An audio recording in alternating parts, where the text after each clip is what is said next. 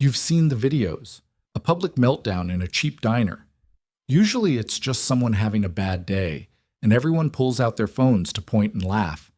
But when a waitress in a stained apron dropped a tray of glass and screamed, "I need a husband by tomorrow, or I lose everything," nobody moved, except for a tired mechanic with a 6-year-old son who had exactly $12 in his checking account. He stood up, and neither of them realized they were about to hijack a $1 billion empire. The neon sign in the window of Hank's diner buzzed with a sound like a dying wasp. It cast a sickly red glow over the linoleum floor, highlighting the scuff marks and ground-in dirt of 1,000 tired boots. Ben Carter sat in booth 4, tracing the rim of a thick chipped porcelain coffee mug. His knuckles were permanently stained with motor oil, a deep black grease that no amount of industrial soap could scrub out. Across the table, his son, Leo, was fast asleep, his cheek pressed flat against a sticky laminated menu. A half-eaten grilled cheese sandwich sat on a plastic plate near the boy's elbow. Ben checked his phone. The screen was cracked. Insufficient funds. The text message from his bank felt like a physical weight pressing down on his chest. The eviction notice on his kitchen counter was a week past due. He had 24 hours to produce $3,000 he didn't have, or he and Leo would be sleeping in the cab of his rusted Ford pickup. He took a sip of the coffee. It tasted like burnt copper. "Order up!" the cook yelled from the back, ringing a little silver bell that sounded entirely too cheerful for a Tuesday night at 11 p.m. The waitress hurried past Ben's table. Her name tag, crooked and smudged, read Audrey. She looked to be in her late 20s. Her hair was pulled back into a severe, messy knot, strands escaping to stick to the sweat on her forehead. She wore a faded pink uniform that was a size too big, smelling of stale fry grease and cheap bleach. She was carrying a tray loaded with 4 milkshakes and a stack of ceramic plates. She looked frantic. Not just busy frantic, the kind of frantic you see in cornered animals. Her eyes were wide, darting toward the clock above the register every few seconds. Then, it happened. A teenager in a booth near the door stretched his leg out into the aisle. Audrey didn't see it.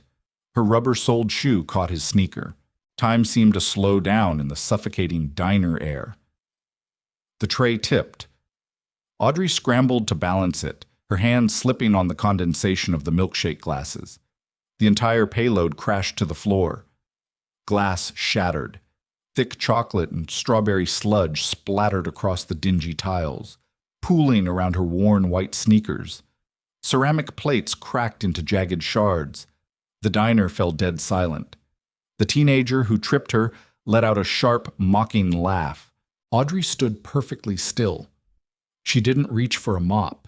She didn't apologize to the cook. She just stared at the mess at her feet, her chest heaving, and then she broke. It wasn't a quiet, dignified cry. It was a raw, ugly sound that tore out of her throat. She dropped to her knees right in the middle of the spilled milkshakes. She buried her face in her hands, her shoulders shaking violently.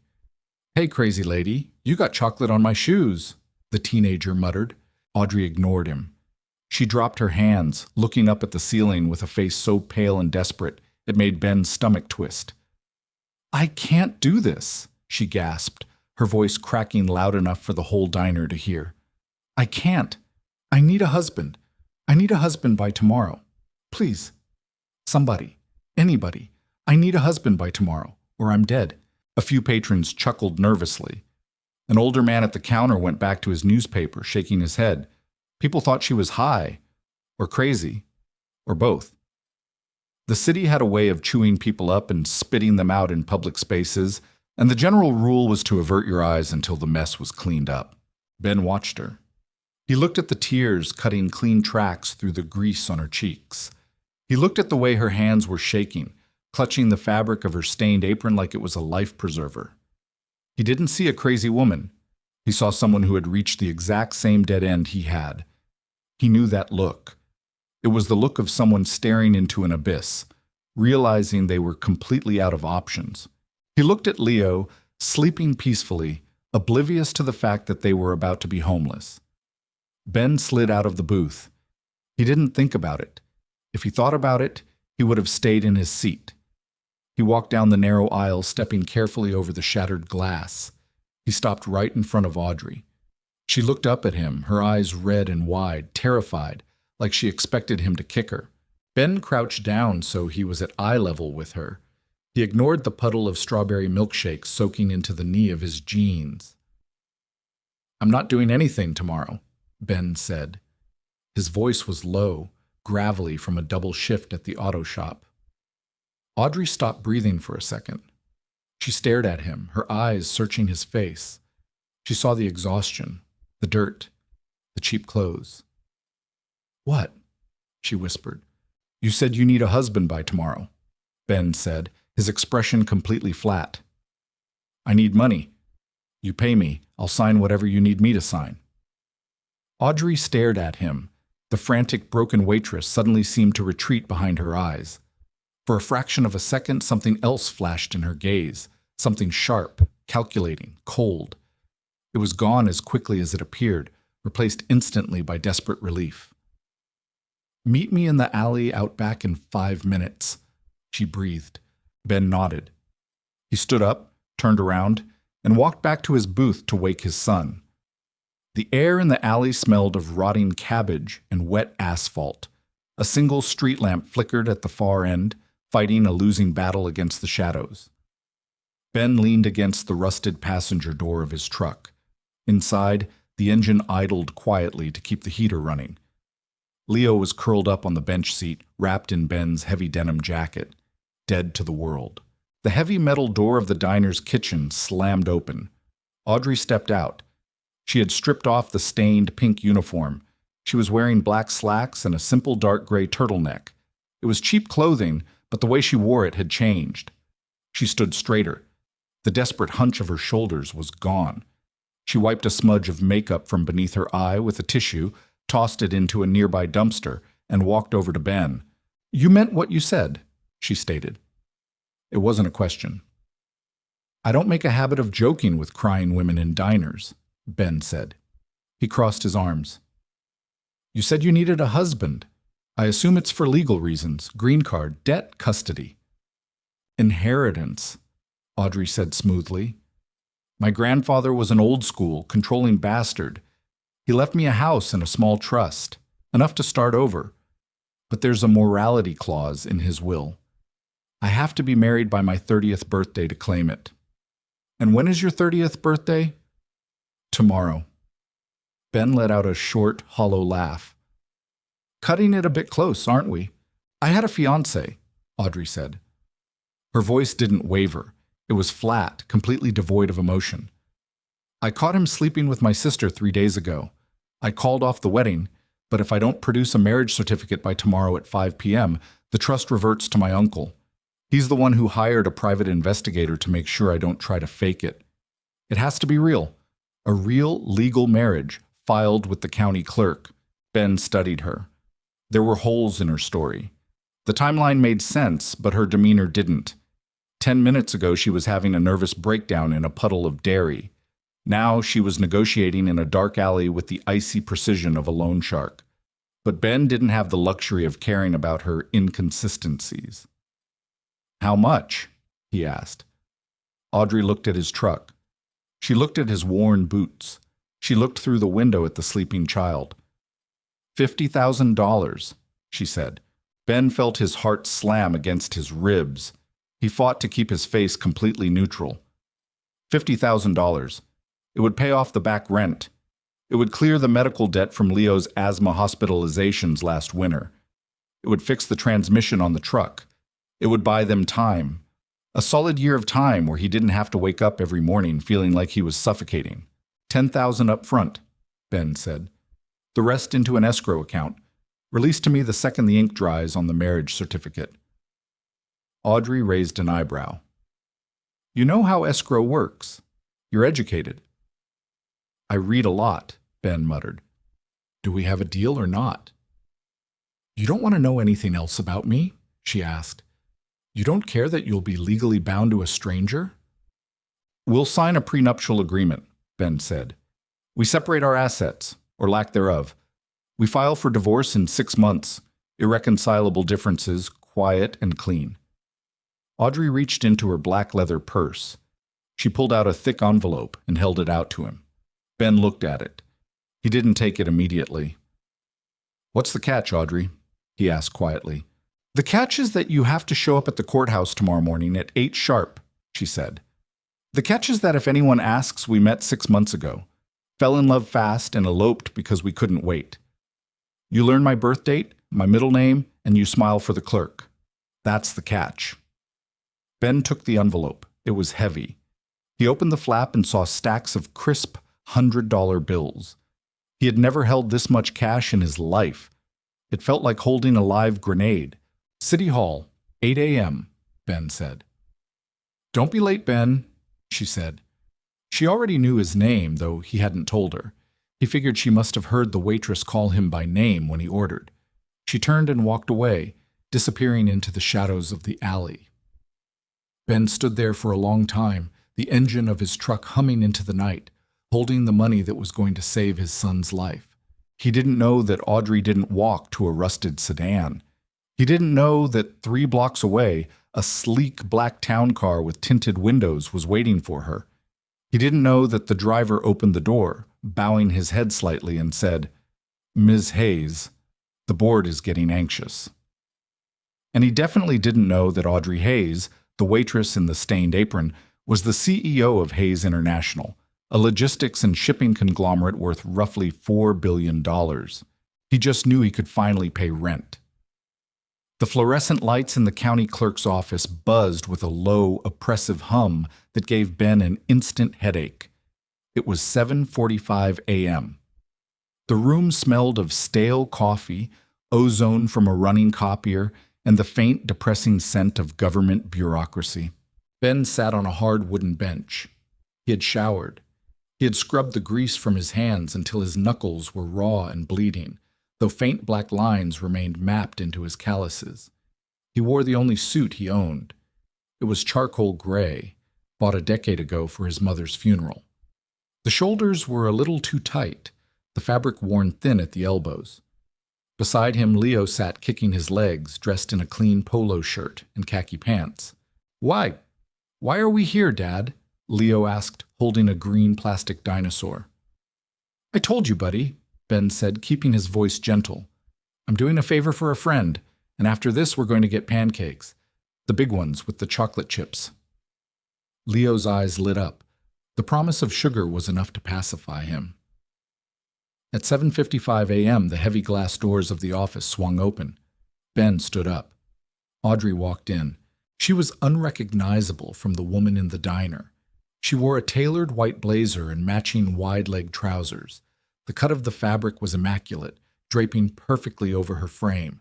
Beneath the blazer was a silk camisole. Her hair, previously a messy knot of panic, was blown out sleek and straight, falling like a sheet of dark glass over her shoulders.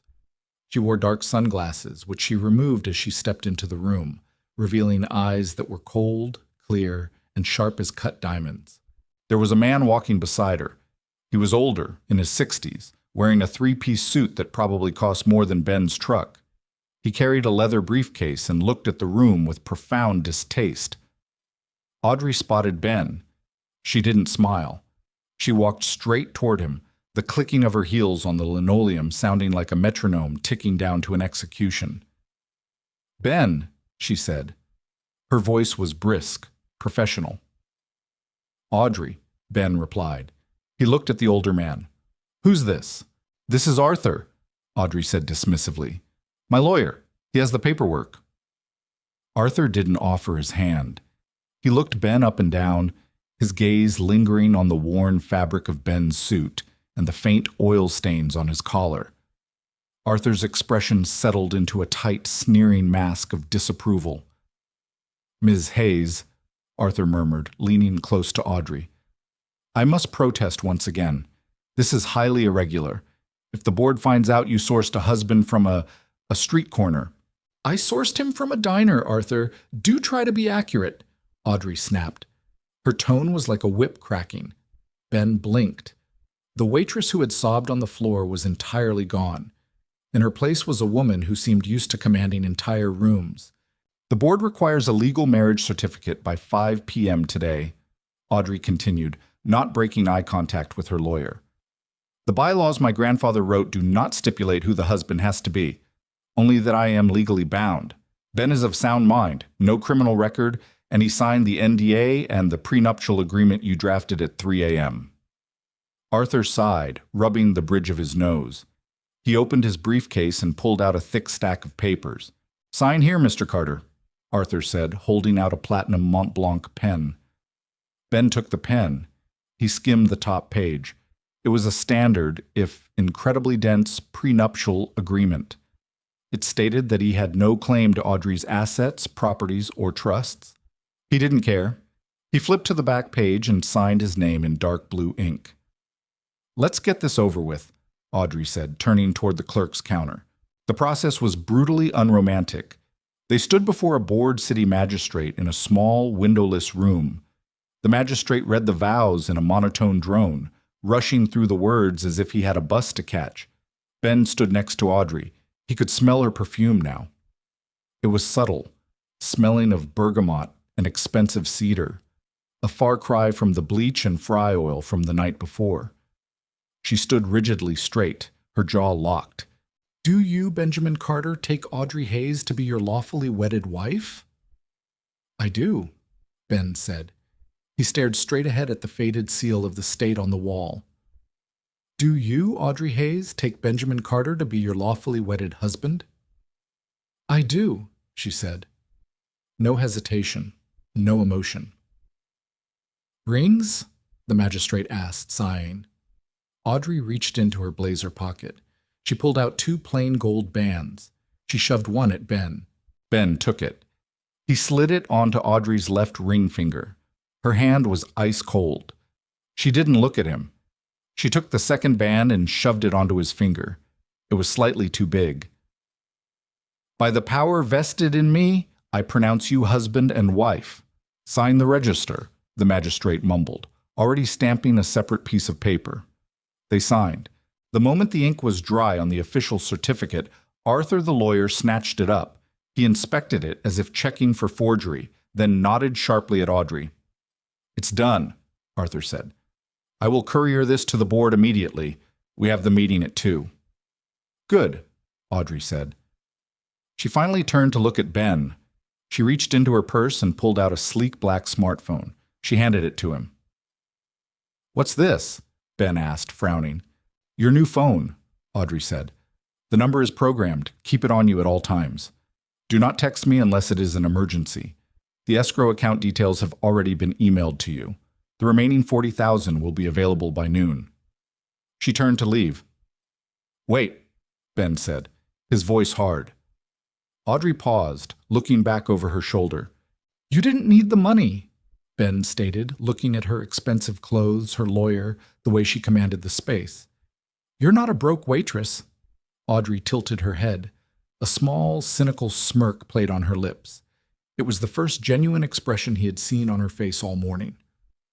"No, Ben, I'm not," she said softly. "I own the diner, and the block it sits on, and the distribution company that delivers their terrible coffee." Ben felt a sudden, cold knot form in his stomach. The $50,000 suddenly felt less like a lifeline and more like a trap. "Then why the act?" he asked. "Why put on an apron and break down in front of a room full of strangers?" Audrey's eyes darkened. "Because if I had walked into a high-end bar looking for a husband, I would have found sharks, men who knew exactly who I was and exactly how to exploit the situation. I needed someone desperate, someone who wouldn't ask questions, someone who only cared about surviving." She looked at Leo, who was sitting on the bench outside the room, making his plastic dinosaur eat a piece of lint. "You're a survivor, Ben," she said. "Enjoy the money. If everything goes right, we will never have to see each other again." She turned and walked out, Arthur trailing behind her like a well-dressed shadow. Ben stood in the sterile room, twisting the cheap gold band on his left hand. The metal felt heavy. He looked down at the black phone she had given him. He had his rent money. He had his son. He was safe. But as he watched the billionaire walk away, he had a sinking feeling that his real problems were just about to begin. The boardroom of Hayes International sat on the 42nd floor, a sweeping expanse of floor-to-ceiling glass that looked down on the city like a master looks at a chessboard. The table was single-slab mahogany. The chairs were black leather. The air was climate-controlled to exactly 68 degrees, cold enough to keep everyone alert, and sterile enough to scrub away any human scent. Audrey stood at the heavy double doors. She checked her watch. 2:14 p.m. She pushed the doors open. 9 heads turned. At the head of the table sat Richard Hayes. He was a man composed entirely of sharp angles, a pointed nose, a razor-thin jawline, and eyes the color of dirty ice.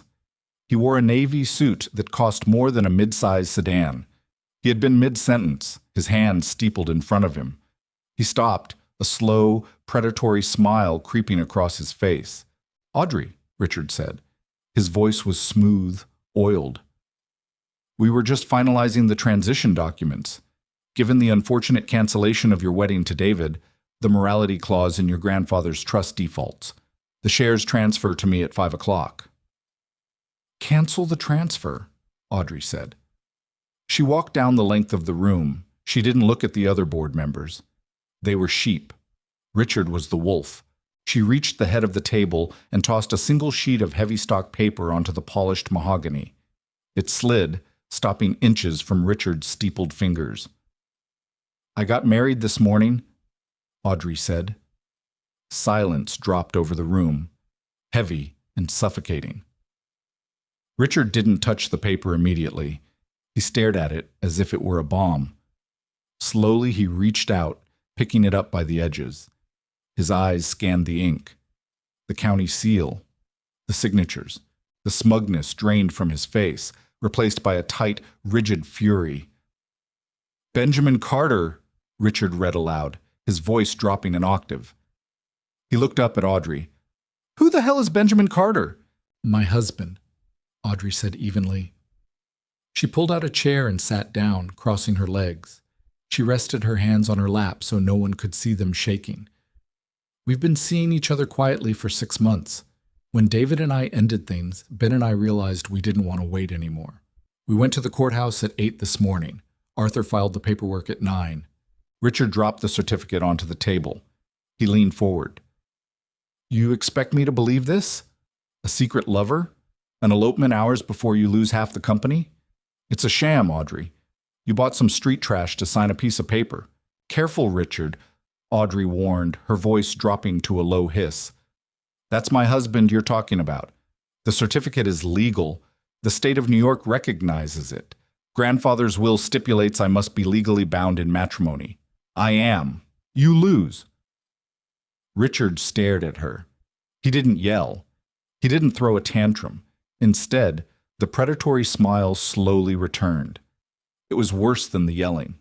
"Grandfather's will," Richard said softly, "stipulates a legitimate union, not a business transaction. Section 4, paragraph 2. The trust committee reserves the right to audit the marriage if fraud is suspected, and I suspect massive, undeniable fraud." Audrey felt the blood drain from her face. She kept her expression completely neutral. "Audit away." "Oh, I will," Richard said. He pulled a silver pen from his breast pocket and tapped it against the desk. "In fact, I'm dispatching an inspector from the family office tonight, to your penthouse. They'll be looking for signs of cohabitation, shared expenses, a genuine relationship. If this Benjamin Carter isn't living with you, if he doesn't know what side of the bed you sleep on, I will have the marriage annulled for fraud by Friday, and I'll have you indicted for perjury." Richard stood up, buttoning his suit jacket. "Have a lovely honeymoon, Audrey. See you on Monday." He walked out. The rest of the board scurried after him. Audrey sat alone in the massive room. The silence rushed back in. She looked out the window at the sprawling city below. Her chest was tight. The walls were closing in. She reached into her blazer pocket, pulled out her personal phone, and dialed a number. "Pick up," she muttered. "Pick up." Ben was sitting in a vinyl booth at a corner diner, a clean one this time, watching Leo demolish a stack of chocolate chip pancakes. The boy's face was smeared with syrup. Ben had a cup of black coffee in front of him. In his breast pocket, folded neatly, was a stamped receipt from his landlord. Paid in full. 6 months in advance. The suffocating weight that had sat on Ben's chest for the last 2 years was gone. He took a breath, a real deep breath, and actually tasted the air. It tasted like burnt sugar and freedom. In his jacket pocket, the black burner phone vibrated. Ben froze. He set his mug down. He pulled the phone out. A single text message glowed on the screen. 1400 Central Park West. Penthouse. Bring your things. Now. Ben stared at the text. He hit the call button. She picked up on the first ring. I told you not to call unless it's an emergency. Audrey snapped.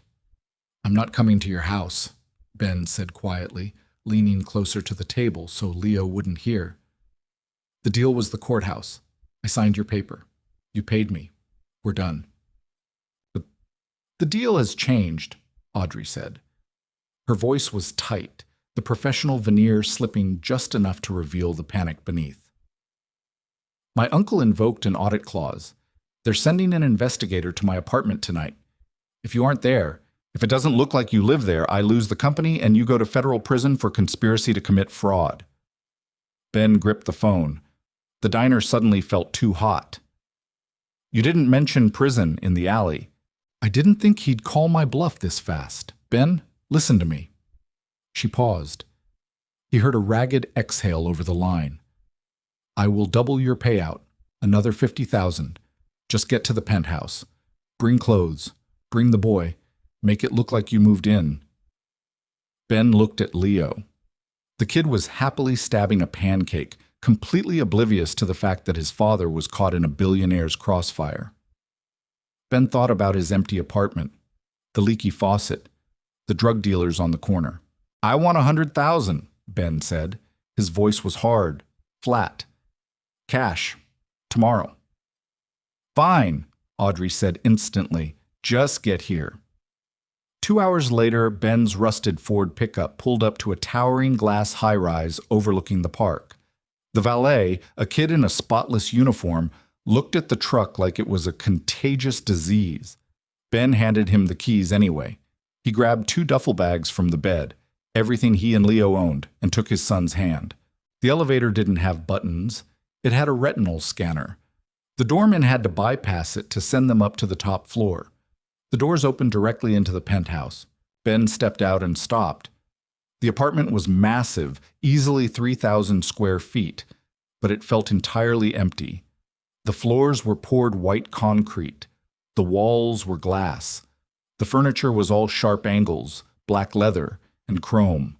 There were no photographs, no books, no clutter. It didn't look like a home, it looked like a modern art museum right before opening hours. Audrey was standing by the kitchen island, pacing. She had changed into loose cashmere sweatpants and a tight gray tank top, trying to look domestic, but she looked as wound up as a coiled spring. You're late, she said, looking at the grandfather clock against the wall. It was 6 p.m. Traffic, Ben said, dropping the duffel bags onto the immaculate concrete.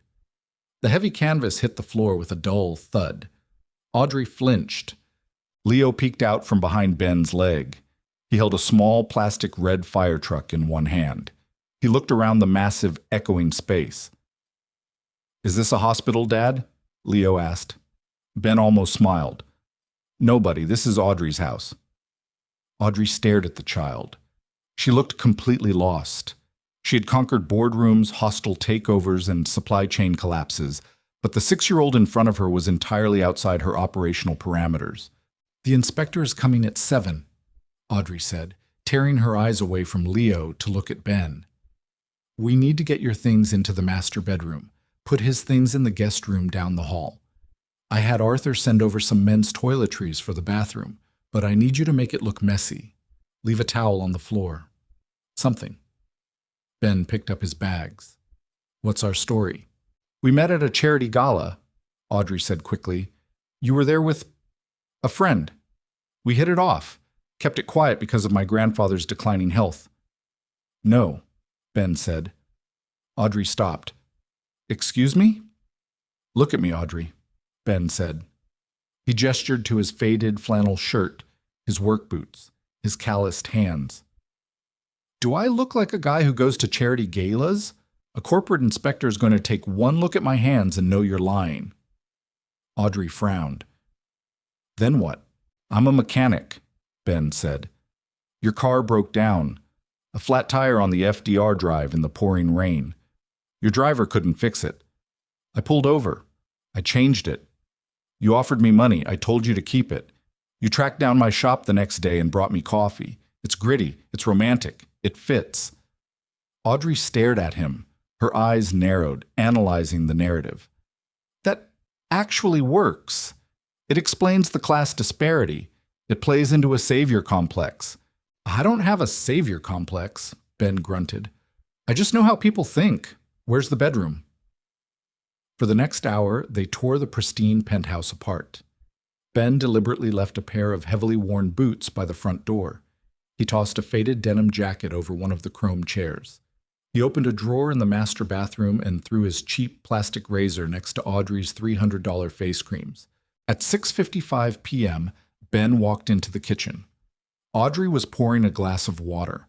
Her hand was shaking so badly the ice clinked violently against the glass. Ben walked over to her. He reached out and wrapped his large, rough hand around hers, steadying the glass. Audrey froze. She looked up at him. She was close enough that he could see the faint exhaustion bruising the skin under her eyes. Breathe, Ben said. His voice was low, anchoring her. You're a CEO. You negotiate billions. This guy is just a middle manager in a cheap suit. You dictate the room, not him. Audrey swallowed hard. The ice in the glass settled.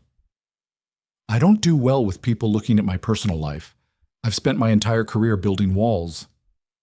Then tonight, I'm the wall, Ben said. He let go of her hand. Just follow my lead. The intercom buzzed, a harsh electric sound. Ms. Hayes, the doorman's voice crackled. A Mr. Caldwell is here from the family office. Send him up, Audrey said. She turned to Ben. The panic was gone. The Ice Queen had returned. But as she looked at him, there was a faint, almost imperceptible nod of gratitude. Mr. Caldwell stepped off the elevator precisely at 7 p.m. He didn't look like a corporate auditor. He looked like an ex-homicide detective. He wore a rumpled tan trench coat over a gray suit, and he carried a battered leather notepad. He had tired basset hound eyes that took in the entire room in a single sweeping glance, missing absolutely nothing. Ms. Hayes, Caldwell said. He didn't smile. He didn't offer his hand. Congratulations on the nuptials. Thank you, Caldwell, Audrey said smoothly, stepping forward. She linked her arm through Ben's. It was a practiced, rigid movement, but Ben immediately relaxed his posture, leaning into her slightly to make it look natural. This is my husband, Ben Carter. Caldwell looked at Ben. His eyes dragged down the flannel shirt, the worn jeans, stopping at the work boots. Mr. Carter, Caldwell murmured. A mechanic, I'm told. Own my own shop in Queens, Ben lied seamlessly. It was a half-truth. He managed the shop. He just didn't own it. Yet. Fascinating, Caldwell said. He walked past them, not waiting for an invitation. He stepped into the living room, trailing a hand along the back of the black leather sofa. You'll forgive the intrusion? Richard Hayes is particular about the family trusts. He asked me to verify the living arrangements, standard procedure for a sudden elopement. We have nothing to hide, Audrey said. Good, Caldwell said. He turned on his heel. Where do you keep your coffee, Mr. Carter? It was a trap. A simple, stupid trap. If Ben didn't live here, he wouldn't know the layout of the kitchen. Ben didn't miss a beat. He walked over to the massive marble island, opened the third cabinet on the left, and pulled out a bag of whole espresso beans. He had memorized the kitchen layout 20 minutes ago, while getting Leo a glass of milk. Top shelf, usually, Ben said, tossing the bag onto the counter. Though Audrey likes to hide the good stuff from me. You want a cup, Caldwell? It's decaf. Don't want to keep you up. Caldwell's eyes narrowed just a fraction of an inch. No, thank you. Caldwell began to wander. He walked down the hall toward the master bedroom. Audrey tensed. Ben squeezed her arm, a silent command to stay calm. They followed him. Caldwell stood in the doorway of the bedroom. He looked at the unmade bed. He looked at Ben's duffel bag, half unpacked on a suede bench. He walked into the master bathroom. He picked up Ben's cheap plastic razor, comparing it to the marble countertop. Contrasting lifestyles, Caldwell noted dryly. Ben keeps me grounded, Audrey said, her voice perfectly level. I'm sure, Caldwell said. He pulled out his pen. How did you two meet? Flat tire, Ben said, stepping forward. He leaned against the door frame, crossing his arms. He looked completely at ease. FDR Drive. Pouring rain. Her town car caught a nail. Driver was a kid, didn't know how to use a jack. I pulled over, got soaked, changed it in 10 minutes. Caldwell looked at Audrey. You let a stranger approach your vehicle on the highway at night? I was late for a dinner with the mayor, Audrey said, not blinking. I didn't care who fixed it, as long as it was fixed. And then? Caldwell pressed. She came to my shop the next day, Ben said.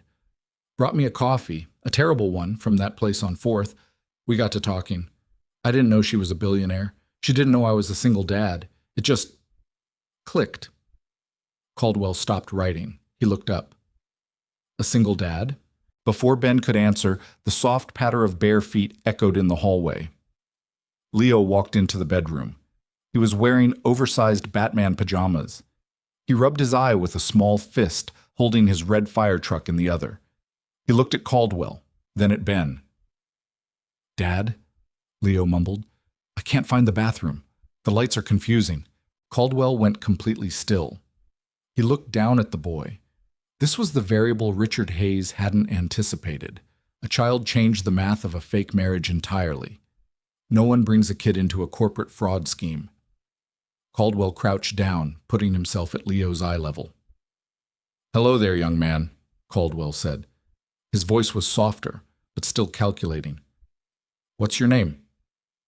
Leo, the boy said, hiding slightly behind Ben's leg. Leo, Caldwell repeated. Do you like living here in this big apartment? Ben felt his heart slam into his throat. Leo was a smart kid, but he was 6. If he said they just got here an hour ago, it was over. Audrey held her breath. Her nails dug violently into the palm of her hand. Leo looked around the sterile bedroom.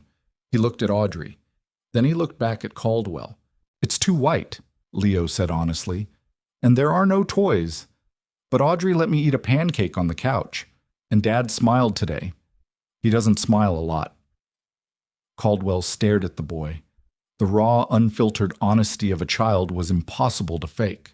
A kid wouldn't know how to lie about his father's emotional state. Caldwell slowly stood up. He clicked his pen shut and slid it into his pocket. Well, Caldwell said, looking at Ben, then at Audrey. It seems I have everything I need. I'll file my report with the committee in the morning. I'll show you to the door, Ben said. Ben walked Caldwell out. The heavy front doors clicked shut. Ben locked the deadbolt. He walked back into the living room. Audrey was sitting on the edge of the leather sofa. Her face was buried in her hands. She was trembling. Not a frantic diner meltdown tremble. This was the delayed shock of a woman who had just barely survived walking across a minefield. Ben walked over to the bar cart. He found a bottle of amber liquid that looked expensive, poured 2 fingers into a heavy crystal glass, and walked back over to her. He tapped the glass against her knee. She looked up. Her eyes were bright, glassy. She took the glass with a shaking hand and downed it in one swallow. She coughed, the burn hitting her throat.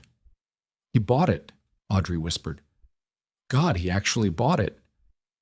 He bought the kid, Ben corrected quietly, sitting down in the chair opposite her. Leo saved us. Audrey looked down the hall toward the guest room, where Leo had retreated. She looked back at Ben. The cold, impenetrable CEO mask was gone.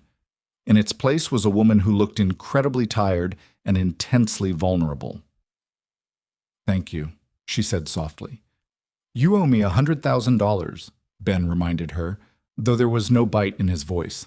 I'll wire it tomorrow, she said. She leaned back against the sofa, closing her eyes. You can leave in the morning. Richard will back off once the report is filed. Ben looked at the massive, empty apartment. He looked at the woman sitting on the couch, surrounded by billions of dollars, and completely, utterly alone. He thought about Richard Hayes, the man in the boardroom with the predatory smile. No, he won't, Ben said. Audrey opened her eyes. What? Guys like that don't back off because of one report, Ben said, leaning forward, resting his elbows on his knees. He's going to dig. He's going to put a tail on me. He's going to check the school pickup logs. If I walk out of here tomorrow, he'll know it was a setup by Friday. Audrey stared at him, the reality settling heavily over her shoulders. So what are you saying? She asked. Ben rubbed the back of his neck, feeling the exhaustion deep in his bones. I'm saying, Ben sighed, you better clear out a drawer in that kitchen for dinosaur-shaped chicken nuggets, because we live here now. The first month was an exercise in hostile architecture. Ben and Leo moved into the penthouse like an occupying force, trying not to wake the natives. The sheer scale of Audrey's wealth was suffocating. The refrigerator was stocked with sparkling water from Norwegian glaciers and organic produce that wilted because no one knew how to cook it. Ben took over the kitchen on day 3. He bought a cast-iron skillet, a giant box of generic brand cereal, and a carton of cheap industrial-grade eggs.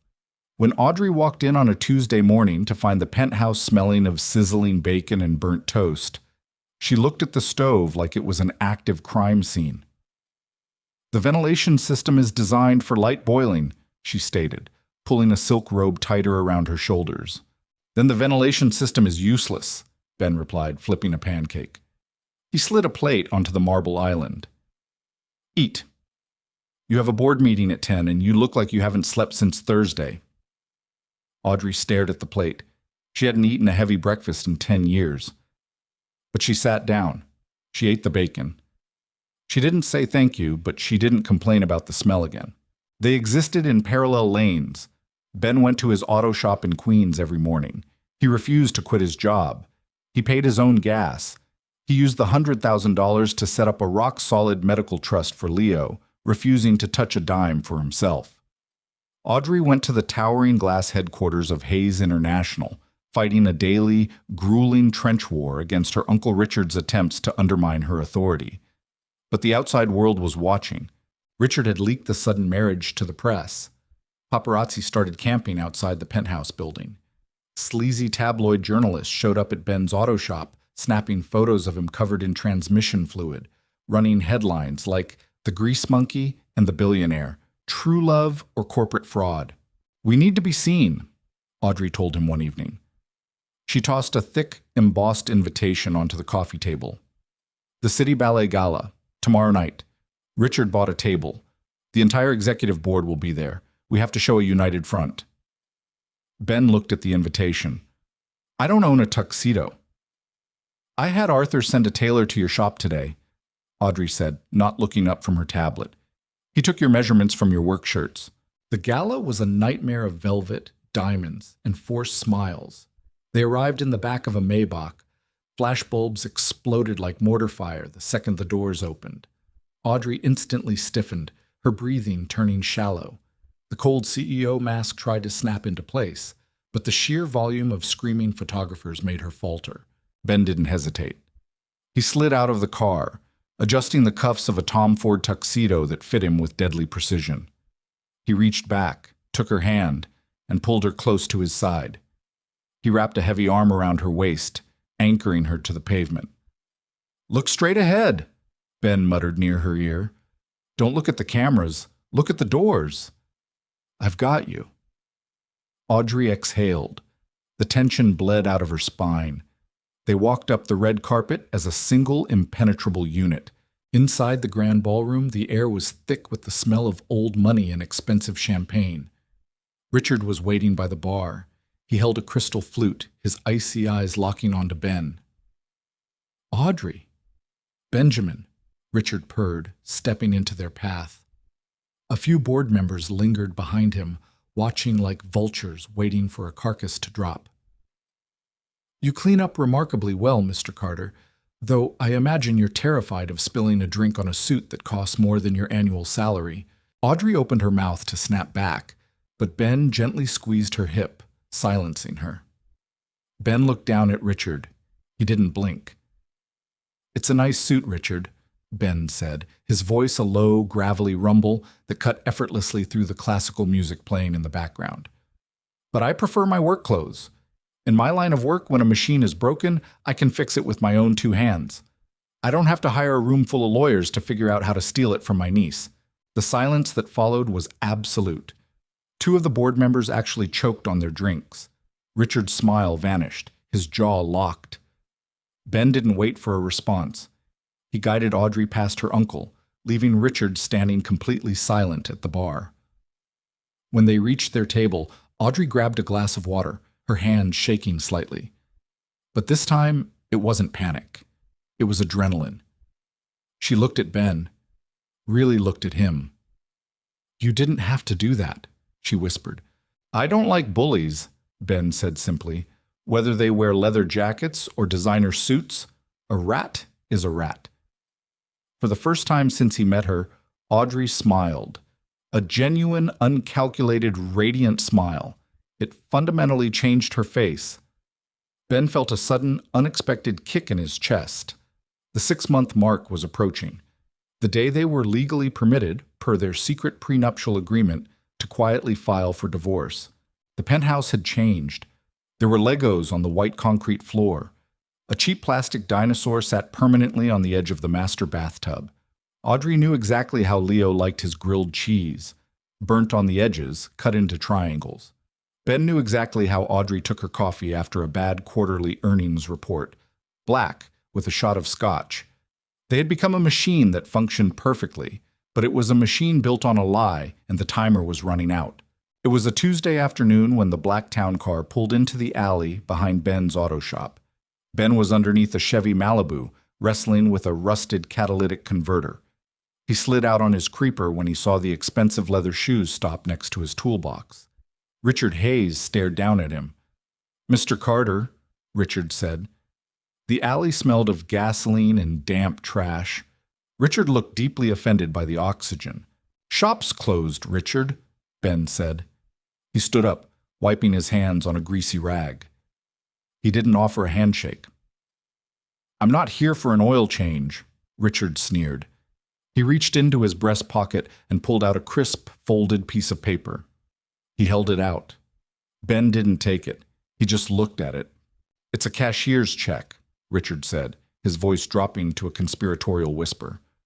"For $5 million, tax-free, drawn from a shell corporation in the Caymans, completely untraceable." Ben continued to wipe his hands. "And what does that buy?"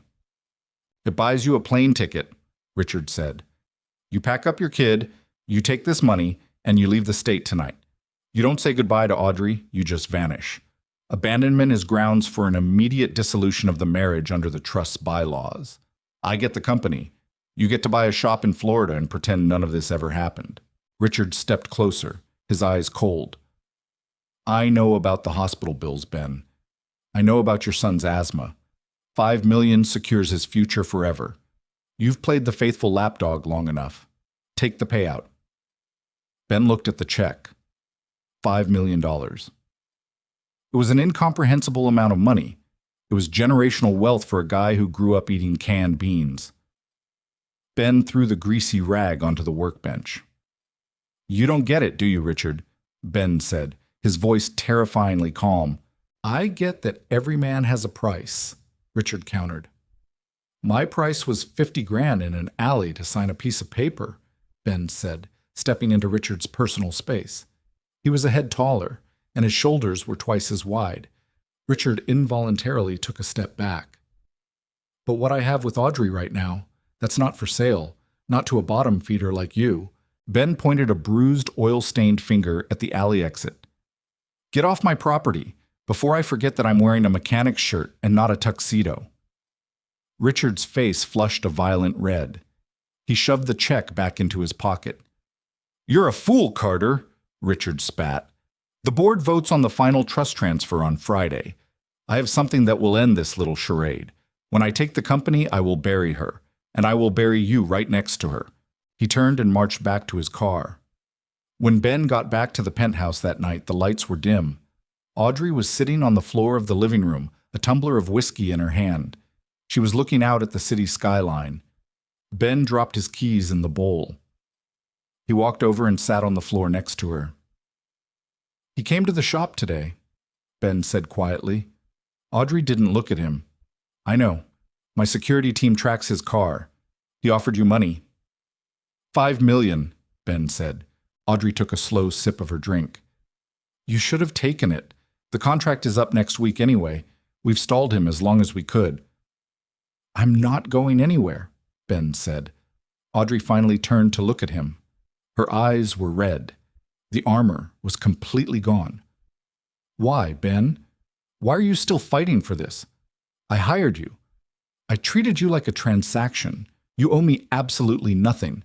Because you're not a transaction to me anymore, Ben said. The truth hung in the air between them, heavy and undeniable. You haven't been for a long time. He reached out. His calloused thumb gently wiped a stray tear from her cheek. She didn't pull away. Instead, she leaned into his hand, closing her eyes. He says he has proof, Audrey whispered. For the board meeting on Friday. He says he can prove it's a fraud. If he does, I lose the company, and you go down for conspiracy. Then we fight, Ben said.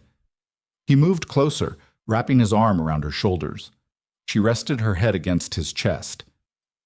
We walk into that boardroom, and we tear him apart. Friday morning, the 42nd floor. The boardroom was packed.